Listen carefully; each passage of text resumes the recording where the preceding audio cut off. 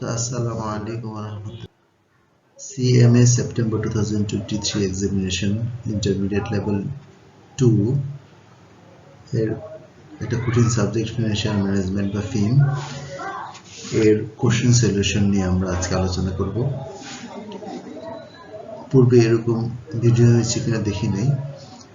Question সলিউশনগুলো ICMAB এর ওয়েবসাইটে পাওয়া যায়, কিন্তু ওয়েবসাইটে যেভাবে লেখা থাকে তা স্টুডেন্টদের বুঝতে বা অনেক সময় সলিউশনগুলো পুরোপুরি বোঝাও সম্ভব হয় না, সেজন্য এই ভিডিওটি তৈরি।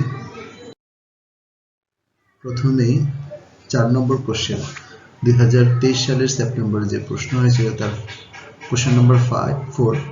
এই কোশ্চেন আমরা এখানে কোশ্চেন নাম্বার 4 নিয়ে আলোচনা করব। কোশ্চেন নাম্বার 4 এর A, B, C তিনটি রয়েছে, পার্ট রয়েছে এবং প্রত্যেকটি পার্টের আবার 2-3টি করে সাব পার্ট রয়েছে, সাব কোশ্চেন রয়েছে।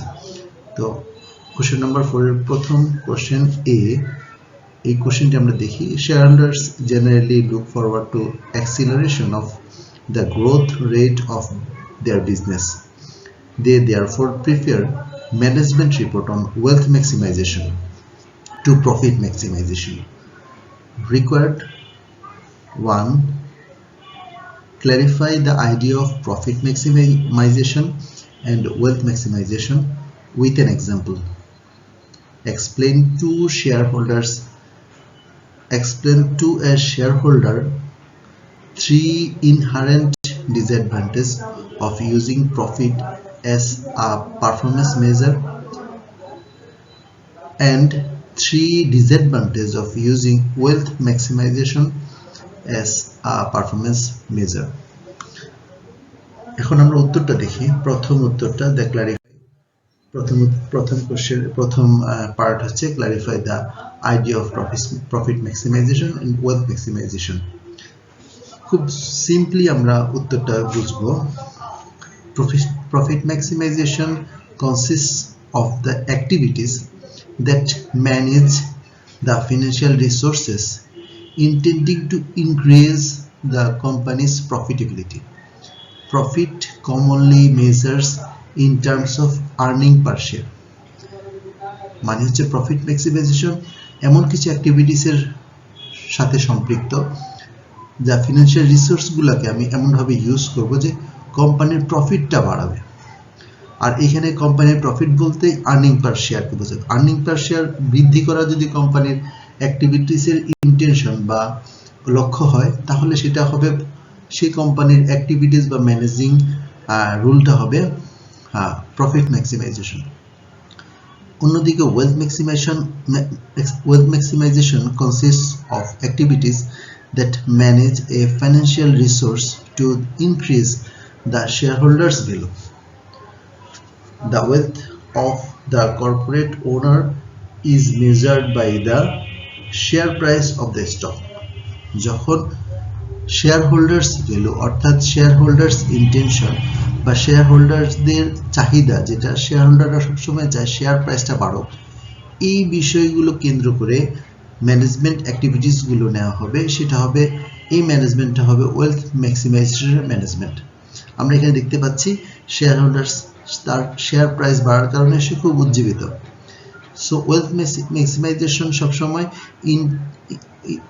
টার্গেট করবে শেয়ার প্রাইস ইনক্রিজ, আর প্রফিট ম্যাক্সিমাইজেশন টার্গেট করবে হচ্ছে কোম্পানির ইপিএস বাড়ানো, আর্নিং পার শেয়ার বাড়ানো।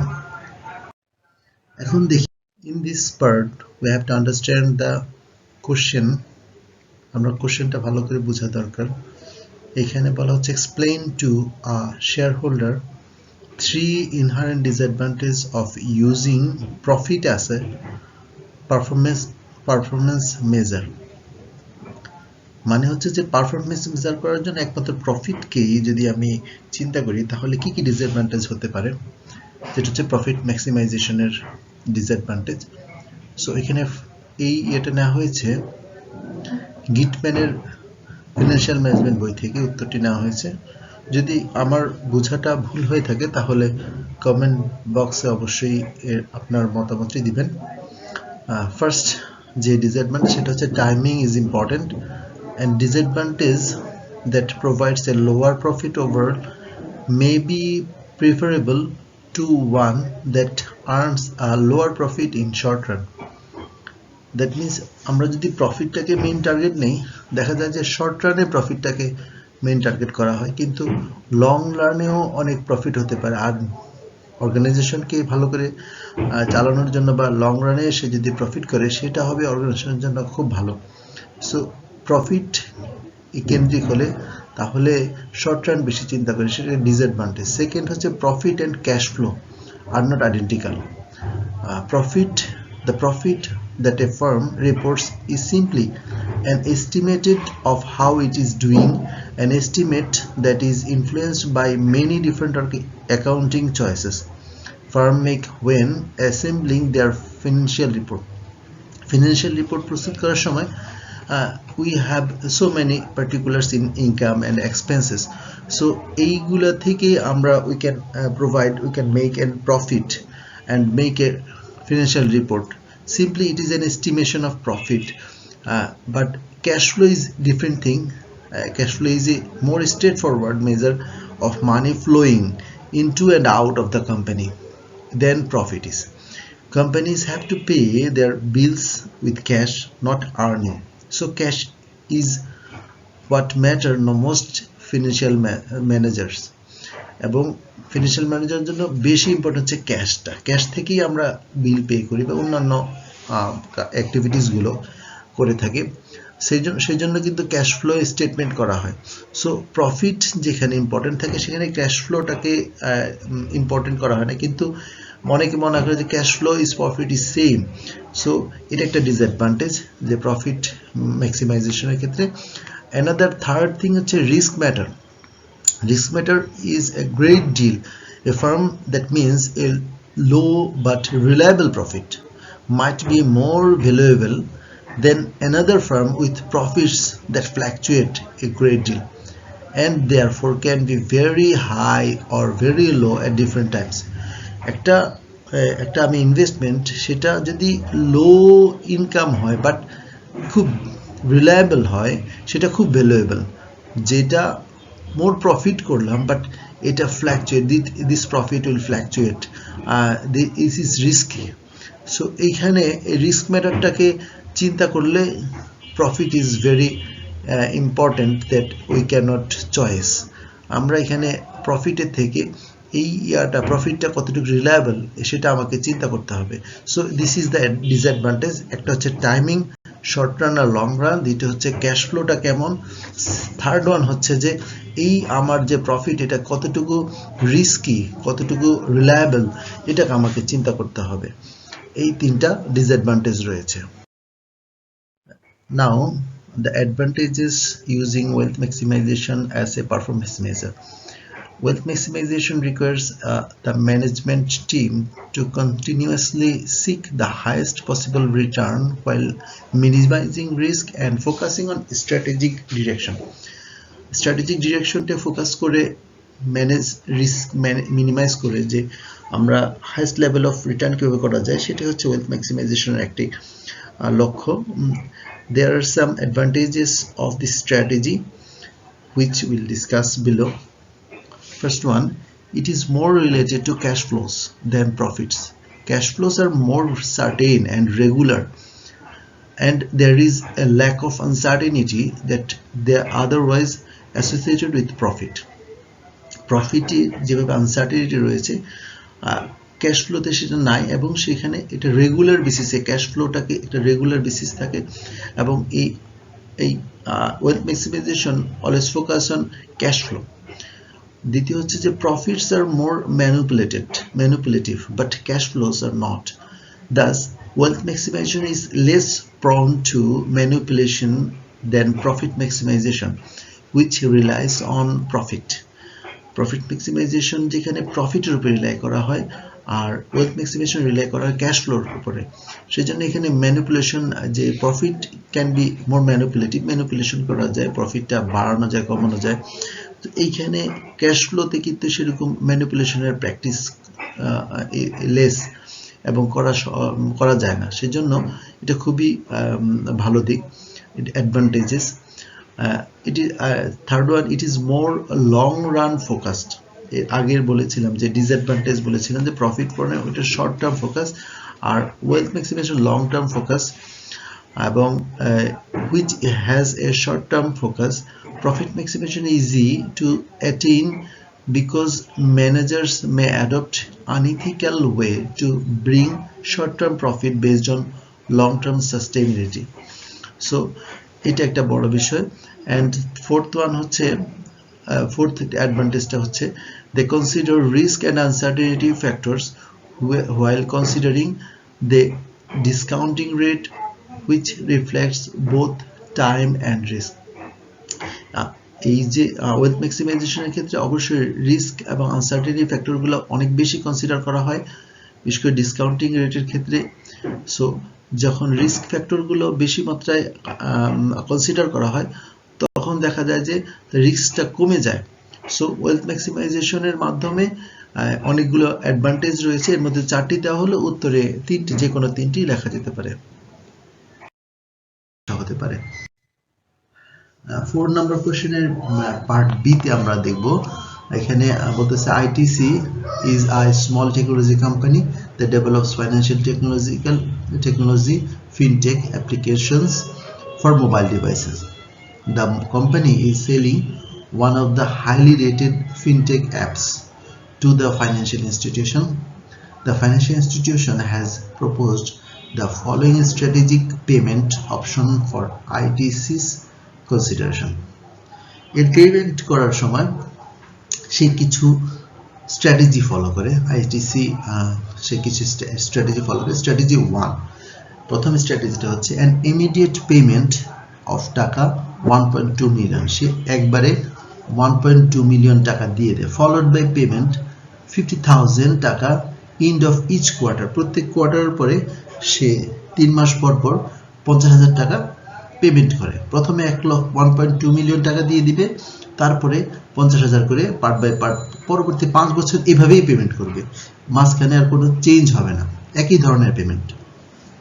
দ্বিতীয় স্ট্র্যাটেজি হচ্ছে পেমেন্ট অফ 55,000 টাকা beginning of each month for the next 5 year, প্রত্যেক মাসের শুরুতে সে 55,000 টাকা দিবে, মাসের শেষে না, মাসের শুরুতে, এবং এভাবে করেই 5 বছর সে তার পার্টি ও তার পেমেন্টগুলো পরিশোধ করে। ITC's required rate of return 25%, তার required rate of return per Anam, say per Anam income করতে চায় 25% তার যে ইনভেস্টমেন্টের উপরে। Identify the types of cash flow pattern described under each option. উপরে যে অপশনগুলো আছে এই অপশনগুলো আসলে তার কি ধরনের স্ট্র্যাটেজি, মানে কি ধরনের ক্যাশ ফ্লো প্যাটার্ন তা আমরা জানতে চাচ্ছি। দ্বিতীয় হচ্ছে compute the present value of cash flow for each strategy and advise ITCs on the best payment option. উপরে যে অপশন আছে সেগুলোর প্রেজেন্ট ভ্যালু বের করা এবং কোন এই দুটো অপশনের মধ্যে কোনটা বেস্ট তা আমরা বের করব। প্রথম রিকোয়ারমেন্ট আমরা প্রথমে জানি যে identification of types of cash flow pattern described under each option. There are 3 main cash flow pattern, 3টা মেইন ক্যাশ ফ্লো প্যাটার্ন রয়েছে। Single amount cash flow pattern, series and event cash flow. Series মানে প্রত্যেক বারে বারে payment করবে, এবং event cash flow প্রত্যেক সমান হারে, অ্যান্ড মিক্সড ক্যাশ ফ্লো। খুব সহজে বোঝা যাচ্ছে। সিঙ্গেল ক্যাশ ফ্লো মানে a single amount is when there is one-off or payment, one-off or bullet or lump sum payment over the period under consideration. Under consideration organization consideration সে একটা payment করবে lump সাম, একটা single payment করবে, সেটা হচ্ছে single amount cash flow. দ্বিতীয় হচ্ছে series of event cash flow. এখানে series of event cash flow is where the same amount of payment is made within the same time interval over the period under consideration. এই কোম্পানির কনসিডারেশনে over the period একটা নির্দিষ্ট সময় ধরে সে নির্দিষ্ট পরিমাণ amount payment করতে থাকবে, এটা হচ্ছে series and event cash flow. ধরেন একবার 5,000 করলো, পরবর্তী মাসে 5,000, পরবর্তী মাসে 5,000, যেভাবে আমরা ডিপিএস করি, এই ডিপিএসটা হচ্ছে series amount, series of event cash floor মতো, খুব সহজে চিন্তা করলে। আর সিঙ্গেল অ্যামাউন্ট ধর আমরা ফিক্সড ডিপোজিট করে রাখি, দেখা 10 বছর 15 বছরের জন্য, সেটা হচ্ছে সিরিজ অ্যামাউন্ট, ব্যাংকে তার ক্যাশ ফ্লো হলো। ব্যাংকের ক্যাশ ফ্লো, আমার ক্যাশ আউটফ্লো, ব্যাংকের cash inflow. Series of event cash flow, series of event cash flow এবং এটা মিক্সড ক্যাশ ফ্লো হতে পারে। সো আমরা এখন দেখি mixed cash flow could be annuity due, ordinary annuity or perpetuity. A mixed cash flow or series or even uneven cash flow is where different amount are paid in the periods under consideration. A mixed cash flow কখন হবে? যখন আমরা একটা cash flow হবে এরকম যে uneven হবে, বেশি হতে পারে, কম হতে পারে, বা সিঙ্গেলও থাকতে পারে এর মধ্যে, এরকম বিভিন্ন ধরনের ক্যাশ ফ্লো কোনো নির্দিষ্ট প্যাটার্নে না, তখন সেটাকে বলে মিক্সড ক্যাশ ফ্লো। সো আমরা এখানে উপরে যে অপশনগুলো ঘটেছে তার সেই অপশনগুলো কি কি মাধ্যমে হয়েছে। প্রথমটা অপশন ছিল যে 1.2 মিলিয়ন দিবে একবার, আর পরবর্তী 50,000 দিবে প্রতি মাসের প্রতি কোয়ার্টার 3 মাস শেষে একবার করে, এইভাবে 5 বছর। এই অপশনটা হচ্ছে আমাদের the cash flow under option 1 follows the pattern a mixed cash flow. The payment comprises an initial amount. এখানে একটা ইনিশিয়াল অ্যামাউন্ট রয়েছে 1.2 million and ordinary annuity occurring in quarterly interval. Ordinary annuity কোয়ার্টারতে পেমেন্ট করা হচ্ছে 50,000 করে quarterly ইন্টারভ্যালে। দ্বিতীয় option দেখাচ্ছে the pattern of cash flow under option 2 is a series of even cash flow as there are equal amount occurring within the time interval. এই দ্বিতীয় option দেখা যাচ্ছে যে এই series of event cash flow, যেখানে প্রত্যেক মাসের শুরুতে সে 55,000 টাকা করে পেমেন্ট করতেছে, এটা series of event cash flow. এর মধ্যে কোনো অন্য কোনো অ্যামাউন্ট ঢুকে নেই, প্রত্যেক মাসে একই রকম দিচ্ছে এবং 5 বছর এভাবে দেবে। Significantly the cash flows from an annuity due because the same amount will be paid at the beginning of each of the payment period. Next question. Next question হচ্ছে যে এই যে আমরা দুটো অপশন ছিল, এই দুটো অপশনের প্রেজেন্ট ভ্যালু বের করব। সো এই দুইটা অপশনই হচ্ছে, দুইটা অপশনের ভিতরেই আমরা দেখতে পাচ্ছি যে প্রথমটা মিক্সড, পরেরটা হচ্ছে ইভেন। তো ইভেন হলে সেক্ষেত্রে আমরা অ্যানুইটি ডিউ বা অ্যানুইটি অর্ডিনারি অ্যানুইটির যে অপশন যে সূত্র আছে সেটা অ্যাপ্লাই করব। তো অর্ডিনারি অ্যানুইটির সূত্রটা আমরা প্রথমে একবার দেখে নিই। প্রেজেন্ট ভ্যালু অ্যানুইটি অর্ডিনারি প্রথম ইকুয়াল টু আই বলতে ইনস্টলমেন্ট বোঝাবে, ইনস্টলমেন্ট ইনটু উপরে হচ্ছে 1 minus 1 plus R to the power minus N. এখানে 1 plus R divided by R to the power N থাকে, সেখানে আমরা এটাকে 1 divided by 1 plus R to the power N থাকে, সেটাকে আমরা সহজ করে নিলাম 1 plus R to the power minus N করে নিলাম, আর নিচে ডিভাইড বাই আর। সো এটাকে ভাঙলে আসে এরকম। সো এখানে আমরা প্রথমে পিভি যেহেতু বের করতে হবে, পিভি আমরা যেহেতু 1.2 মিলিয়ন ফিক্সড, সেটা আমরা পিভি বের করার তো আছেই, আর যে 50,000 আমরা ডিউ অ্যানুইটি হিসেবে পেমেন্ট করব প্রত্যেক কোয়ার্টারে, সেটার আমরা প্রেজেন্ট ভ্যালু বের করতে হবে। সো আমরা ওইটার প্রেজেন্ট ভ্যালু বের করছি। সো এখানে 50,000 উপরে হচ্ছে, এরপরে ইনটু 1 মাইনাস 1 প্লাস 0.25, যেহেতু বলেছে রেকর্ড ডেট অফ রিটার্ন 25%, সেহেতু আমরা 0.25, যেহেতু এটা কোয়ার্টারলি হবে সেহেতু বছরে 4 কোয়ার্টার, সেজন্য ডিভাইড বাই 4, আর উপরে মাইনাস 5 ইন্টু 4, যেই নাম্বার যত দিয়ে নিচে ভাগ হবে গুণটাও ঠিক তত দিয়ে হবে। কোয়ার্টারলি গুণ হলো 0.25, নিচে divide by 0.25 divide by 4 equal to, আমাদের ক্যালকুলেশন করলে বের হবে 5,62,036.03। সো আমাদের পিভি আসতেছে, পিভি ইকুয়াল টু টাকা 1.2 মিলিয়ন প্লাস 5,62,036.03, এর দুইটা অ্যাড করলে আসবে 17,62,036.03। প্রেজেন্ট ভ্যালু অ্যানুইটির এখানে যে সূত্রটি আছে এটা খুবই সহজ এবং এটা মনে রাখলে অনেকগুলো অঙ্ক করা যাবে। সো আমরা সূত্রটি আবার একবার বলি, আই ইন্টু উপরে 1 minus 1 plus R to the power minus N divide by R. এই আর এবং এন যদি ইয়ারলি, এটা ইয়ারলি, এই ইয়ারলিকে যদি এর মধ্যে এটা যদি বছরে হয় তাহলে এই সূত্র একই থাকবে, যদি মান্থলি হয় তাহলে r কে 12 দিয়ে ভাগ হবে, n কে 12 দিয়ে গুণ হবে, আর যদি 6 মাসে হয় তাহলে r কে 2 দিয়ে ভাগ হবে, n কে 2 দিয়ে গুণ হবে। আর যদি এরকম কোয়ার্টারলি হয় এই অঙ্কে যেভাবে দেখা যাচ্ছে যে তাহলে r কে 4 দিয়ে ভাগ হবে, n কে 4 দিয়ে গুণ হবে, n যে 5 ইয়ার থাকবে, নাম্বার অফ ইয়ার্স থাকবে সেটা গুণ হবে। সো এইভাবে করে আমরা সবগুলো অঙ্ক করতে পারবো। অপশন 2 তে দেখি আমরা, এখানে বলতেছে, এখানে আমরা দেখলাম যে একটি মাত্র পেমেন্ট হচ্ছে প্রত্যেক মাসের শুরুতে, আর প্রত্যেক মাসের শুরুতেই মানে হচ্ছে ডিউ। সো আমরা এখানে is an annuity due, এই পেমেন্ট ইয়াটা হচ্ছে annuity due, the aggregate PV is first payment in the series plus PV of the subsequent payment.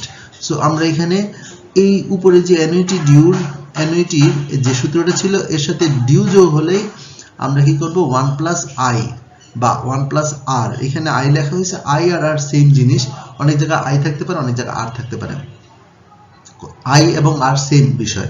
এখানে i দেওয়ার উদ্দেশ্য হচ্ছে যেন বিষয়টাকে আমরা কোথাও i দেখলে কোথাও r দেখলে ঘাবড়ে না যাই, দুইটাই আমরা যখন লিখবো সেখানে r লিখবো, যেহেতু প্রথমটা r লেখা পরেরটা তো r লিখবো, কিন্তু বোঝার জন্য এখানে i লেখা হয়েছে যে i ও একই জিনিস মিন করে। সো এখানে সূত্রটা দেখা যাচ্ছে যে 1 into PV annuity due 1 into 1 minus 1 plus r to the power minus n divided by r into 1 plus r বলবো, equal to এখানে 55,000 যে প্রত্যেক মাসের শুরুতে যে পেমেন্টটা হচ্ছে into 1 minus 1 plus ওই যে রিকোয়ার্ড রেট অফ রিটার্ন যে ছিল 0.25 ডিভাইড বাই, যেহেতু প্রত্যেক মাসে পেমেন্টটা হচ্ছে ডিভাইড বাই 12, আর যেহেতু 5 বছর ব্যাপী হবে to the power minus 5 into 12, আর নিচে ঠিক সেভাবে r 0.25 ডিভাইড বাই, আমরা এখানে আবার 12 দিয়ে ভাগ দিব, আবার গুণ করার সময় 1 plus 0.25 ডিভাইড বাই r। এই ক্যালকুলেশনটা করলে দেখা যাবে যে এর প্রেজেন্ট ভ্যালু আসতেছে 19,12,889.33। সো আমরা এখানে দুইটা প্রেজেন্ট ভ্যালু পেয়ে গেলাম, একটা হচ্ছে 17,62,036.03 আর একটা হচ্ছে 19,12,889.33।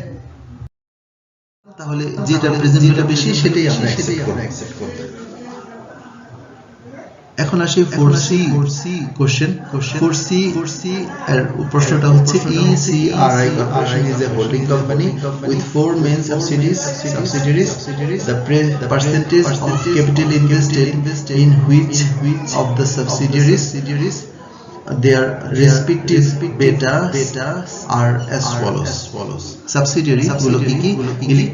Electric unit, cable company, real estate development, international special project। আর এটার ক্যাপিটাল পার্সেন্টেজ গুলো কি? ইলেকট্রিক ইউটিলিটিতে হচ্ছে 60%, এর বেটা হচ্ছে 0.7, কেবল কোম্পানিতে 25% ক্যাপিটাল, এর বেটা হচ্ছে 0.90, রিয়েল এস্টেট ডেভেলপমেন্ট কোম্পানিতে ক্যাপিটাল হচ্ছে 10%, বেটা হচ্ছে 1.30, এবং international special project capital percentage হচ্ছে 5%, এর বেটা হচ্ছে 1.5%। সো এখানে রিকোয়ারমেন্ট গুলো কি? What is the holding companies বেটা, এই হোল্ডিং কোম্পানিজ বেটাটা বের করে টোটাল বেটাটা বের করতে হবে। আর দ্বিতীয় হচ্ছে if the risk free rate is 6% and the market risk premium is 5%, what is the holding company's required rate of return? এখন আমরা এই উত্তরটা আমরা আসি খুব ইজি। এখানে যে ক্যাপিটালের যে পার্সেন্টেজ গুলো ছিল এই i সমান বেটা, এখানে বি হয়, অনেক সময় i ধরা যায়, আমরা এখানে বি ধরবো। এই বি ইকুয়াল টু বা i ইকুয়াল টু 0.6 into 0.7, 0.6 হচ্ছে ক্যাপিটালের পার্সেন্টেজ, বেটার পার্সেন্টেজ, এরপর করে 0.25 into 0.90, 0.10 into 1.30, 0.05 into 1.50। আমরা সবগুলো বেটার সাথে গুণ দিব তার ক্যাপিটালের পার্সেন্ট, এই গুণ দেওয়ার পরে ক্যালকুলেশন সবগুলো সহজে আমরা ক্যালকুলেশন গুণফল পেয়ে যাব 0.42, 0.225, 0.13, 0.075, আর সবগুলো যোগ দিলে 0.85। সহজে আমরা উত্তরটা পেয়ে যেতে পারি। আর এই দ্বিতীয় হচ্ছে যে আমরা যদি এই বেটাটা পেয়ে যাই তাহলে এখন এর রেকর্ডেড রিটার্ন কত বের হবে, যেখানে রিস্ক ফ্রি রেট আছে 6%, মার্কেট রেট আছে 5%। যেখানে আমরা দেখব যে risk free rate market return থেকে কম মার্কেট রিটার্ন হচ্ছে রিস্ক ফ্রি রেট থেকে কম, সেখানে আমরা মার্কেট রিটার্ন থেকে রিস্ক বিয়োগ দিব না। যদিও সূত্রটা হচ্ছে কে ইকুয়াল টু আমাদের যে সূত্র রয়েছে আমাদের যে সূত্রটা রয়েছে সেটা হচ্ছে রিস্ক ফ্রি রেট প্লাস বেটা into market return minus risk free rate. কিন্তু এখানে সেই সূত্রটা অ্যাপ্লিকেবল না করে আমরা জাস্ট মার্কেট রিটার্ন দিয়ে বেটাকে গুণ দিলে আর রিস্ক ফ্রি রেট যোগ দেওয়ার পরে যে সূত্র যেটা আসবে সেটাই হয়ে যাবে। সো এখানে দেখা যাচ্ছে যে রেকর্ডেড রিটার্ন আসছে 10.25।